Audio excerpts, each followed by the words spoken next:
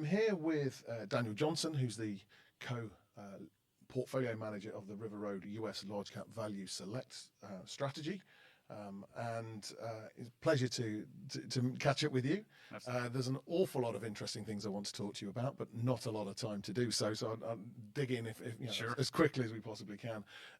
You've been at the firm since 2006. Can you give me a bit of your history and your experience, and what's right about staying at the company for nearly 2 decades? Yeah, so my path to River Road was a little less traditional than the typical analyst that we hire.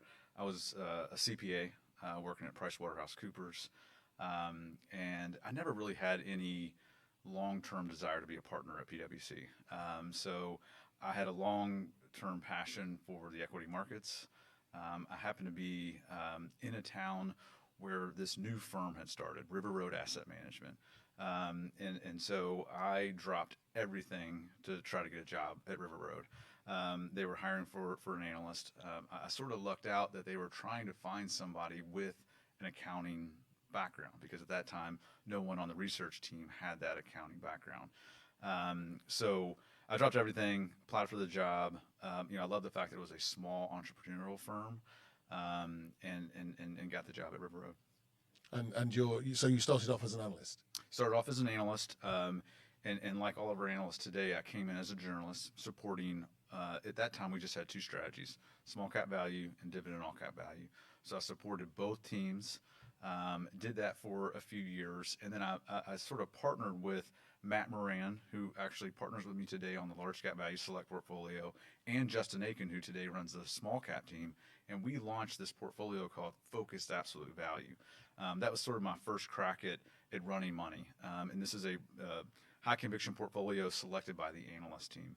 Through the performance on that strategy, we convinced our executive committee to give us the opportunity to pursue our own portfolios. So tell me about the analyst team then. Yeah, the analyst team, we have a very deep bench at River Road. All of our analysts come in as generalists, and so they support all those teams. We give them broad exposure to not only the investment business groups, but also broad exposure to the industries and sectors that they cover. The reason we do that is we want all of our analysts to have that opportunity to become a portfolio manager. Now, not all analysts will, but we want to give them that opportunity to become a portfolio manager. The way we interact with them today at River Road, the portfolio managers are responsible for finding those ideas that we put into the portfolio, and the analysts work in collaboration with the PM to build out those models, help us evaluate the conviction in those individual names. Okay, so the large cap value strategy, which is what we're talking about today, is a concentrated portfolio. Define to me concentrated, and define high conviction as well, if you may. Sure. So we believe as you move up the market cap spectrum, the market becomes more efficient. And the only way to outperform in the large cap part of the market is to concentrate. One of the big pushbacks when we initially kind of pitched this to our EC was, well, if you're concentrated, are you going to produce the results in a way that's consistent with our absolute value philosophy that tends to be a lower vol type strategy? And our sort of thesis behind that was, yes, we could still have a concentrated portfolio and generate returns that are consistent with our absolute value philosophy by focusing on the highest conviction stocks within our universe. And does high conviction equal high turnover or low turnover? Well, it depends. What conviction's really tied to, we have 5 characteristics that we evaluate, and we evaluate each characteristics based on the opportunity and the risk within those characteristics. So we look at valuation, business model, financial strength, share orientation, and ESG. That then rolls up into an overall conviction score for each stock. What conviction helps us do is size that position within the portfolio. So a higher conviction stock typically has lower risk, and so we can size that position at a larger weight. And then the lower conviction stocks have higher risk, and so we position those positions within the portfolio towards the bottom of the portfolio. So if I was looking at the portfolio, of which there's 20 to 30 names, the largest holdings, top 10, I believe, are about 30%, and the top 20 about 55%. Doesn't really leave a lot of room. There's not much of a tail there. So I guess going back to your conviction names, on a score of 1 to 5, of which 1 seems to be the highest conviction. How many stocks do you have which are a 3 or 4 or even a 5 on the conviction? It's very rare. Well, we will not invest in 5s, but it's also rare that we would have a 4 in this portfolio. So with the concentration that we do have, we try to lean into those highest conviction stocks. And we define that as a 1, we use half point increments, 1, 1.5, 2, and 2.5s. And that comprises 60 to 70% of the portfolio. And just to give you a sense for some of the other strategies at River Road, it tends to be a more normal distribution, where the majority of their holdings are going to be kind of in that 3 conviction. Because they run more diversified portfolios, they have room for some of those lower conviction stocks. For us, we run a high conviction portfolio, a very concentrated portfolio, and so we really try to lean into those highest conviction names. Sure. Your absolute value looks for sustainable cash flows. What do you want the companies to do with those cash flows? Do you want them to buy back shares? Do you want them to reinvest? Do you want dividends? How are you looking for them to capital allocate? So one of those characteristics that we evaluate in our conviction process is shareholder orientation. And our primary focus there is capital allocation. So what a company does with the free cash flow or that capital that they have at their disposal is absolutely critical to that evaluation. So we want to see them buy back stock when the stock's trading below intrinsic value. We like to see when they do accretive acquisitions. And increasingly, we found a lot of opportunity in today's environment in companies where we've got sort of a sum of the parts valuation, but it's being undervalued by the market because they've got maybe 1 or 2 segments that don't naturally fit into their business. And so once they divest those businesses, their multiple can expand. Okay. I am quite intrigued in looking through the portfolio, of which it is. It's not a long list because it's concentrated. One of the names I've came across was Alphabet, obviously Google, and Google and value in the same sentence. Right. Can you please expand on that for me? Sure. We've actually got this cool slide in the presentation that says, yes, Google is a value stock. And so it's not always a value stock. What we do with our process is, from a valuation perspective, we value the company and we need to buy at a 20% discount. And so we bought Google back in 2016 or 2017. And at that time, people were worried about their market share transitioning from desktop to mobile. They were concerned that they would lose that market share. And so the stock traded at a big discount. We established that position. Over time, we have held Google at 8%. We've held Google at 2%. And today, Google is actually in line with our assessed value, and it remains about a 4% weight in our portfolio. So we don't buy Google and hold it. We trade around Google as it becomes cheap, and then when it gets more expensive, we try to reduce our position. And you mentioned there a 20% discount in reality. What sort of time frame are you looking at for that? Yeah, so our valuation models are based on EV to EBITDA. So we're primarily cash flow investors, and we believe that's the most transparent, historically stable, and typically the best measure of value for most industries. So what we do, we don't run a 10-year discounted cash flow model. It's very difficult to look out 10 years, let alone 12 to 18 months. And there's a lot of assumptions in there that can make huge differences to the valuation. So we just look out 12 to 18 months for cash flow. We apply a multiple to the cash flow based on where the company is historically traded, based on where peers have historically traded, and most importantly, where we can find a transaction, whether it's a financial transaction or strategic transaction. What would a like-minded investor pay for 100% of the cash flows? And what that does is it gives us a range of multiples. We select a multiple somewhere within that range based on the company we're researching, apply that to the cash flows, add in the cash, take out the debt, and that gets us to an assessed value. We might say, you might hear me say AV. That's what we typically say around the shop. And so that assessed value, we need a 20% discount to the assessed value. Okay. And just picking up again, you highlighted that Alphabet's been between a 2% and an 8% weight. How does name turnover versus dollar turnover affect your attribution or the returns that you've achieved? Sure. So our dollar turnover has been between 50 and 100% since inception. What drives it between that range is volatility in the market and generally performance. So higher volatility, if our performance is better, we typically are trimming back those names so our turnover may go up.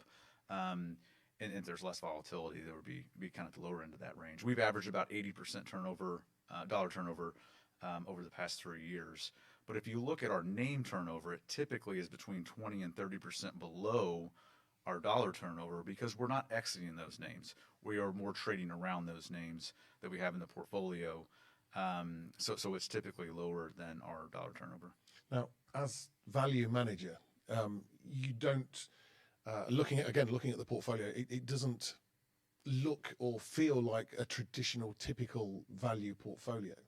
I know the fund is benchmarked against the Russell 1000 value, for instance, and I guess most people, when they're looking at US investments, would look at the S&P 500 as their stock place to look. Sure. So if I was using you as a complement, where am I likely to find differences compared to a typical investment in a US or even a passive exposure? Yeah, I think we very much complement a more passive investment or an investment in the S&P, especially if you look at the current valuations, which are largely being driven by 7 stocks, and those valuations are at historical levels.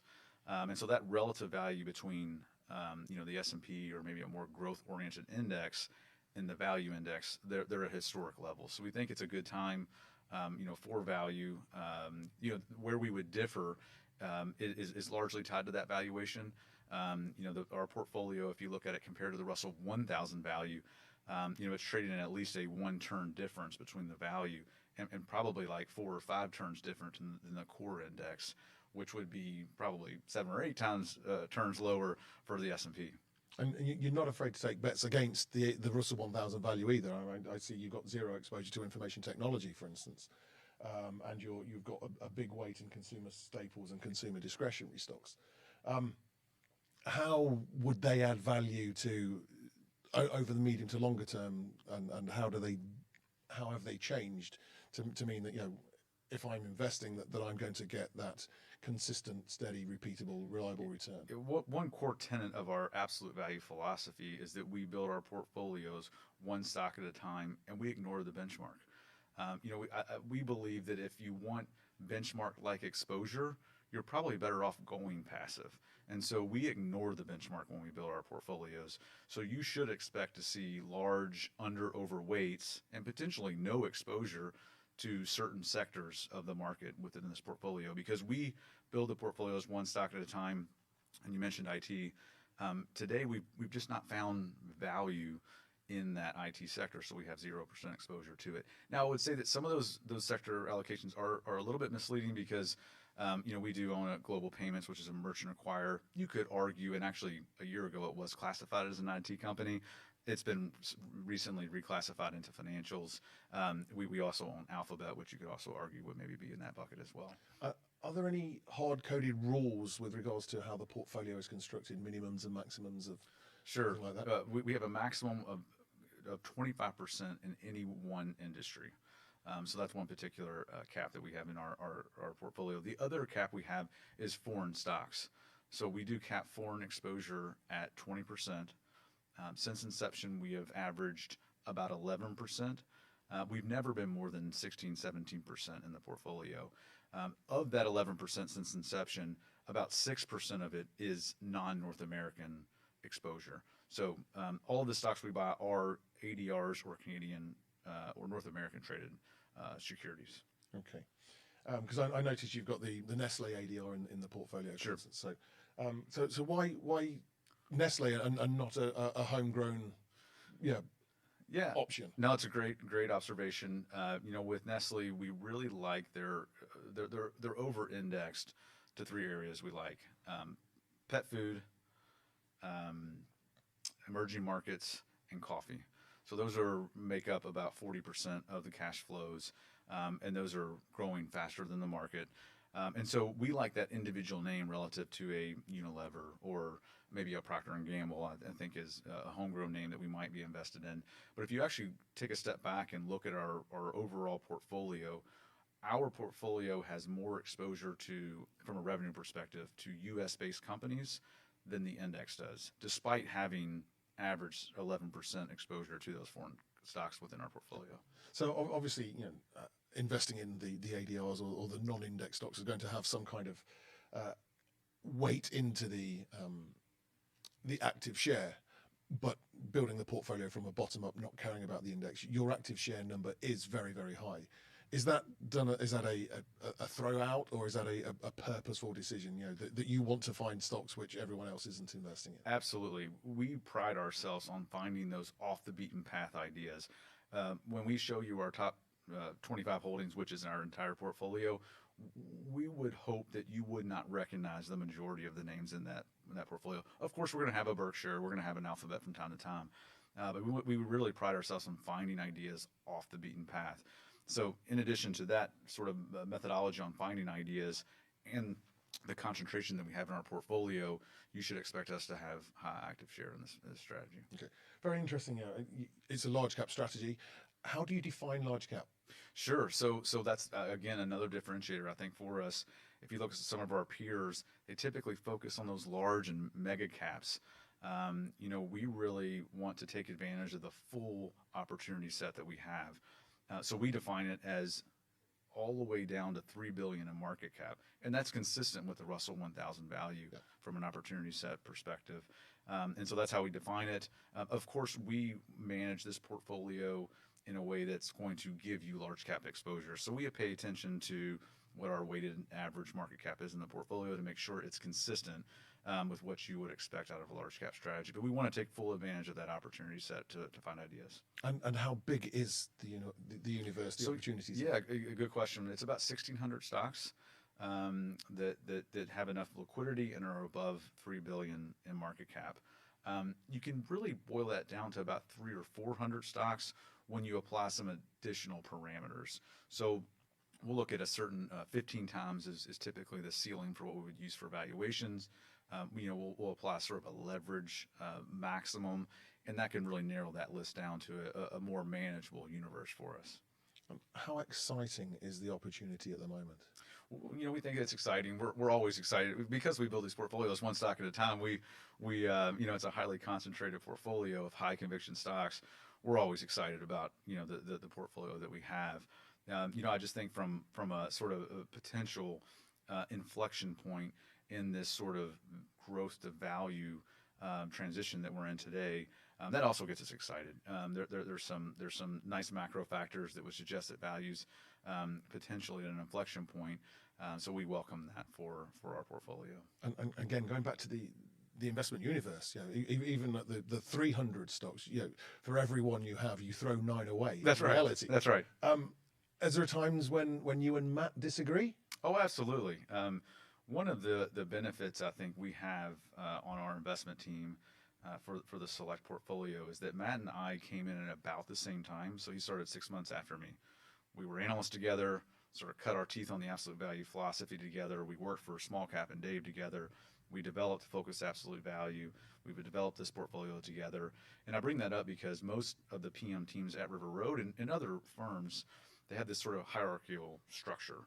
Well, Matt and I don't have that. We kind of came in together and we see eye to eye.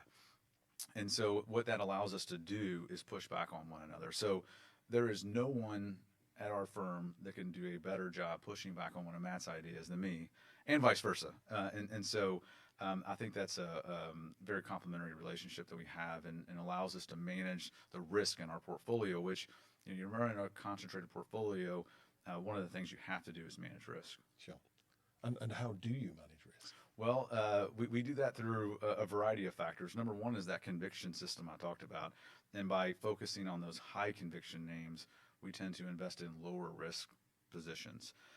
So that's one piece. The other piece is our self-discipline, which is very unique amongst value managers. And it starts with how we buy a position. We've got this tagline: losers make big mistakes, winners make small mistakes. And it really ties back to this idea that a successful PM has a batting average of 60%.